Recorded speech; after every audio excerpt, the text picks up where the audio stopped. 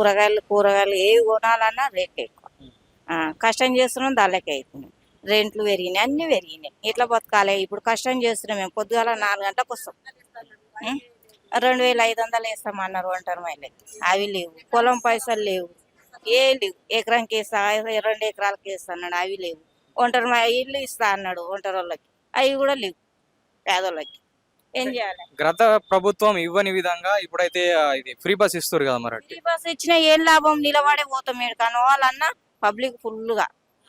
మళ్ళా డ్రైవర్లు తిడతారు, మీరు ఫ్రీ బస్ అని ఎక్కుతారు ఏందని పంచాది. ఏం లాభం? బస్సులు చేసి ఏం లాభం? మీరు బస్సులు చేయకుండా టికెట్లు తీసుకున్నా కూడా బాగానే ఉంటది. ఏడవైనా జనాలు. మొన్న ఒక అబ్బాయి బస్సులో ఎక్కుతుంటే కింద పడిపోయి. దానికి ఏంది జవాబు? ఫ్రీ అంటారు. ఏం ఫ్రీ అని ఉన్నది? బస్సు ఒక్కడే ఫ్రీ పెడితే అయిపోయినా? బియ్యం రేటు ఫ్రీ, అన్ని రేటు ఫ్రీ అంటారు. ఏవి రేట్లు ఫ్రీ ఉన్నాయి? బియ్యం కొనాలన్నా కూడా ఇప్పుడు బస్సు ఎంత 2000 వస్తుంది. కానీ సన్న బియ్యం ఇస్తారు కదా మరి.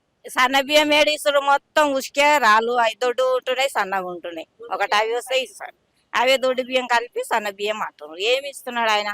కానీ ఎంతో కొంత ఇంతకుముందు దొడ్డు బియ్యం ఉన్నప్పుడు తినకపోతుండే, కానీ ఇప్పుడు సన్న బియ్యం కాబట్టి ఉపయోగపడతాయి అంటారు కదా మరి. పేదలకైతే మంచిదే కదా. సన్న బియ్యం అస్సలకే లేవు. అవే దొడ్డు బియ్యమే మిల్లికి పట్టిస్తారు, అవే సన్న బియ్యం ఇస్తారు. వండితే జిగిడి జిగిడి, ఏం బాలేదు.